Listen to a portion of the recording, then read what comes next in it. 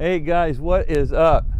Well, Joni and I have been down here in RGV at our new RV site that we bought last year, and man, we have been busy. We have put a new awning over the RV site. We went over onto the side of the site where we have our shed, and we planted a few little flowers. We put up a new fence. I had the power washing guy come back out and power wash the whole concrete slab. A lot of other little things, but it's been so nice to be traveling all year and come back here for the winter and have a place to rest and be still and catch up on all of our maintenance stuff for the next year that's coming up. But I still have one more thing to do, and that's change the power steering fluid.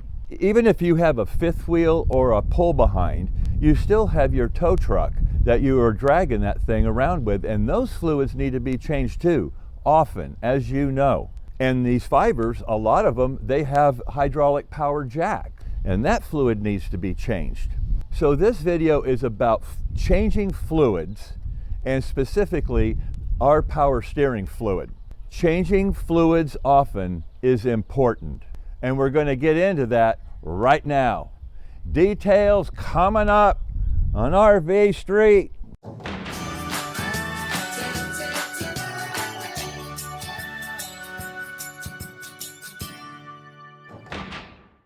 You know, when it comes to maintenance, we always think of the regular stuff, right? The changing the engine oil and the filter and greasing the chassis, checking all of our fluids, servicing our batteries, and on I could go. But when's the last time you said to yourself, you know, I gotta change my power steering fluid? You know, it's one of those things that can really get kind of overlooked. Yeah, I know.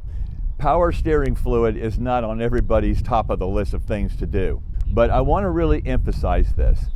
All fluids, okay, all of them, regardless of what it is, they need to be changed often. Some of them are hard, some of them are easy. But changing the power steering fluid is one of the easy ones. Now for me, I consider driving a motorhome or dragging a fifth wheel or a pull behind, I consider that severe duty. I mean, these things weigh a ton, right?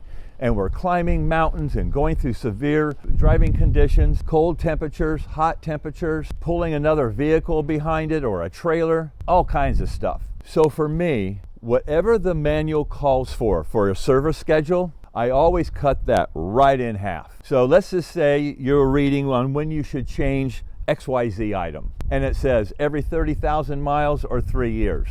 Guess what? I'm changing that at 1.5 years or 15,000 miles. That's just what I do, because changing fluids and having fresh fluid in these systems is very important. So as you can see, we have our cardboard down here already, and that's because just in case we spill a little ATF that goes into the power steering unit. But here on RV Street, we don't make mistakes. We make happy accidents. So let's get started. We're going to open up the hood. And over here to the left, you can see we have our coolant reservoir. And here is where you fill the oil.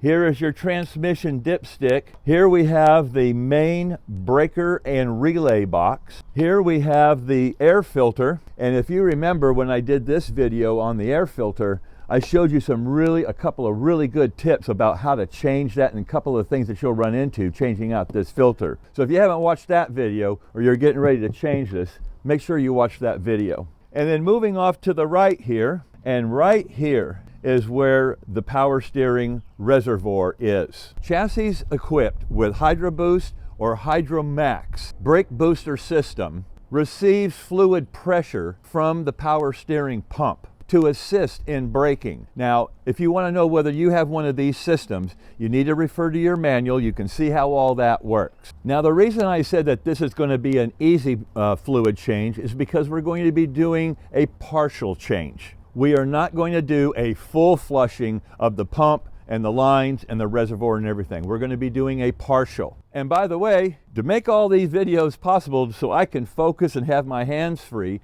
Joni is going to be doing all the video today like she always does, and that's been such a blessing for her to do that.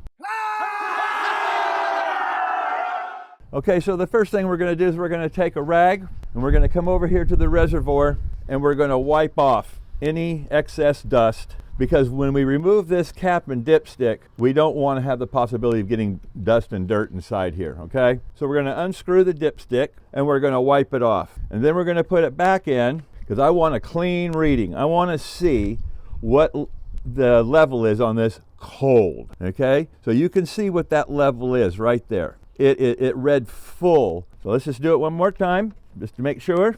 Take it back off. And there we go. It is right up to the full mark when it's cold. I always use the recommended Motorcraft Mercon V power steering fluid. Okay? This is what you use. You do not want to mix different kinds or different brands of power steering fluid. And that's pretty much the case for everything across the board. But in this case, this is what's always been used. This is what's recommended, and this is what we're going to use during this partial change. So let's just say for some reason you're driving, you're traveling, you're doing something, you realize, uh-oh, my power steering reservoir is low. You don't want to stop into a convenience store and just pick up some ATF or power steering fluid that says power steering on the can and pour that in there. You do not want to mix fluids. Bad idea. Always use the same fluid. Now, in another scenario that I know a lot of you run into, let's say you just bought a used motorhome and you have no idea what previous maintenance has been done on this motorhome. There's no maintenance records. You don't know what kind of oils they use. You don't know when they did the brakes, the transmission. You don't know any of that stuff. Well, here's my recommendation to you, because that's exactly what we ran into. We bought this coach in 2016. I had no idea what had been done in the previous 3.5, 4 years. So I went and I changed every single fluid, flushed every system, all new fluid. And now I have a good baseline. I know that everything was done right. It all has the proper fluids in it, and the date that I did it, and the fluids that I used. So now I have a baseline. And from this point going forward, I know exactly what to do, when to do it, and what to use when I do it. So I highly recommend that you do that. And then when you do all those things, make sure you enter all that information into your logbooks so you have it for reference in the future. The reason I took that reading on that dipstick is once we remove the old, I want to put back the exact amount that I took out. So I went dumpster diving again, and I got me a milk jug. And I have my regular 2-quart container pitcher here that we use for a multitude of things. And I filled up 1 quart of water, poured it in here, and that's 1 quart. Filled it up again, that's 2 quarts. Because this holds about 2 quarts. So we're going to pump the old ATF into here, and whatever we see that comes up to, that's the amount of the new ATF I'm going to put back in. Okay, so the next thing we're going to do is we're going to take my hand pump. I keep this hand pump in this plastic bag, and I keep this bag stored in with all of my critical spare parts and my maintenance gear. Now, if you have a 12-volt pump, electric pump, and you want to put it in there and siphon it out that way, you can do that. But this thing is so small, you really don't have to. It's not a big deal. But this is the same hand pump that I used last year when I changed out my leveling jacks reservoir. It's very easy to use. You can see right here, this pump has a in and an out. You see those 2 arrows? So the in goes in here, and the out will go into the jug. So if you have somebody to help you, they can just hold the jug. But since I'm doing this by myself and Joni is filming, I just wedged this plastic jug right here in front of the grill and the air filter. So what we're going to do now is we're going to start hand pumping. And we're going to put this old ATF in the jug.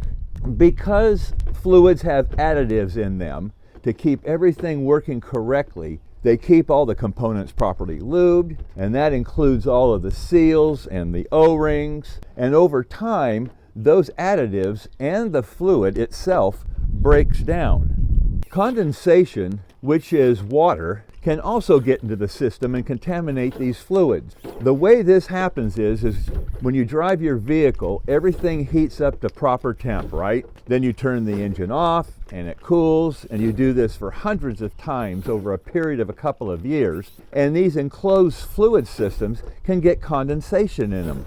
This applies to all fluid systems, not just the power steering unit that we're doing today. And as I've said, changing out fluids often and regularly is a smart thing to do. The last time I did this here on the power steering was 3 years ago. My brakes, I do a total flush every 2 years. Okay, that looks like that's about done. There is a filter down in this reservoir, and we do not need to change that now, because as I told you, when we first got this coach, it had 18,000 miles on it, and I did a full flushing of all the fluids back then. And this is another reason why you want to do these fluid changes often, is it keeps those filters working well too. And believe it or not, I went to Ford, 2 different Ford dealers, and talked to them about this Ford reservoir, this power steering reservoir. They pulled up all the schematics, all the diagrams. They said, there's no filter in there.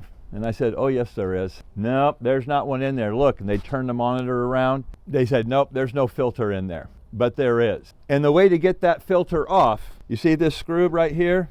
You unscrew that and take this band off the top, and this whole lid will come off. Once that top comes off, you can reach inside the reservoir and spin it loose. I don't have a part number for you, and besides, even if I did, it may vary from coach to coach. But I'm just letting you know that there is one in here. And if you're doing these partial changes like what I'm showing you here, but at some point, you want to do it at 60, you want to do it at 80, you want to do it at 100,000, whatever, that's how you get that filter off. And then you take that filter to either AutoZone or O'Reilly's or something like that, and they will match it. They do carry them, and you'll be good to go. Okay, so we are done pumping out the old fluid, and we're going to take our jug of oil over here to our table, and we're going to wind up the hoses and put them back in the bag. And when this job is done, after I do my second change, I will clean this all out. I'll put it in a new bag and store it with my critical parts, so it'll be ready for the next PM item that I do. This old fluid here, I will transfer to my 12-quart oil jug. This is what I use when I change the oil, the power steering, my leveling jacks, whatever. Whenever I change the oil, I put the old oil in here, and then when it gets full, I take it to AutoZone or O'Reilly's or even Walmart, and they'll dump it for free. And that's how I get rid of the old oil. So looking at our milk jug, this is what we pumped out. You can see here it's a little less than 1.5 quarts. So that's how I know how much to put back in with the new ATF. So we're going to put a clean funnel right in here, and we're going to add a little less than 1.5 quarts. Remove the funnel, wipe the dipstick, put it back in, and turn it so it's tight, so it gets a full good reading, and pull it out and check. And there it is. It's just a hair below the full mark. So that's perfect. But if you happen to go over, just take the pump, pull some out, recheck it. It's not a big deal. Like I said, we don't make mistakes on RV Street. We make happy accidents. So we can put the cap back in permanently, wipe the reservoir down, and we're done. Okay, so we got the reservoir full, we're ready to go. And like I said, Joni and I now in a couple, 3 weeks, we're leaving and we're going to Conroe, which is 400 miles away from here. During that 400-mile trip, this power steering fluid is going to be worked all through the hoses, all through the pump, and all that. So when we get back up to Conroe, I'm going to do another partial, just like we did here. By the time we do that second one, the fluid in this reservoir and the whole entire system is going to be 90% new. So you don't have to do a full flushing. You can do it this way twice, and you're going to be good to go. For those of you who want to know, I bought this Mercon V at a Ford dealership while I was getting the car inspected to get our new tags. 4 quarts cost me 28 bucks and change.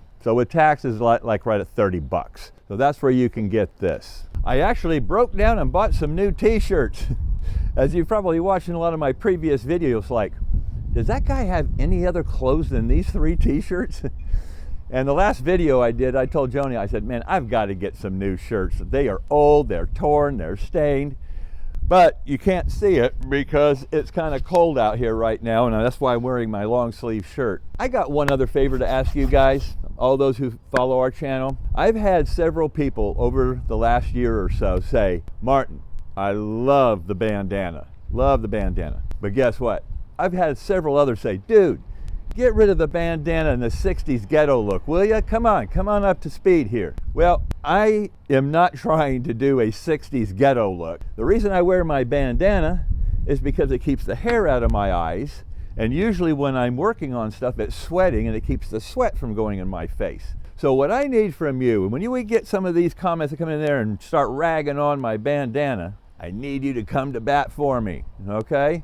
Besides, my bandana's become my signature, right? The bandana guy. And besides that, I love my bandanas. Look at all these different ones I've got. It always depends on the mood I'm in, on which one I'm going to wear. I love my bandanas. As you can see, guys, this is a very easy job to do, and it's an important one. It's a PM item. Do you remember what PM means? Preventive maintenance. Doing these fluid changes is a preventative measure. Now, will the system still work without you doing this? Of course it will. But changing out your fluids often and doing these PM items will greatly reduce the possibility of bad things happening, and it'll extend the life of all your equipment. If you don't have your manuals yet for all of your equipment on your RV, I have one question for you. Why not?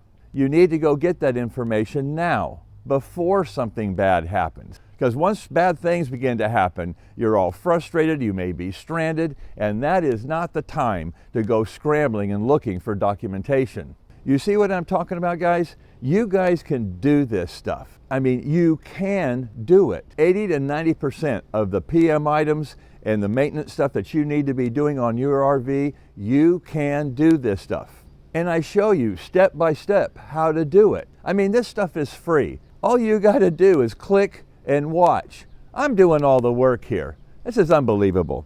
If you like this kind of stuff, fixing stuff, maintaining stuff, upgrading equipment and all those kind of things, you need to go to my YouTube channel homepage and click this playlist right here. When you click the playlist, it's going to take you to a page with a multitude of other videos that I know are going to be helpful to you. And it's going to keep your RV running in top-notch condition. And please don't forget to use our Amazon store for any of your maintenance gear or upgrades or anything for that matter. Even if it's not in our Amazon store, you can still use our link to take you to our Amazon store and shop for what you need, put it in the cart, and check out. Using our Amazon store to buy all of your things that you need for your RV is a great way to say thank you, Martin. Thank you for making these videos and helping the RV community. So thank you for that. One last thing, traveling season is just around the corner. So give me a shout out down there on what kind of maintenance items you've been doing lately. I would love to see and hear what you've been doing. Now go change your fluids and get your RV Martinized. So until next time, this is RV Street. Stick around.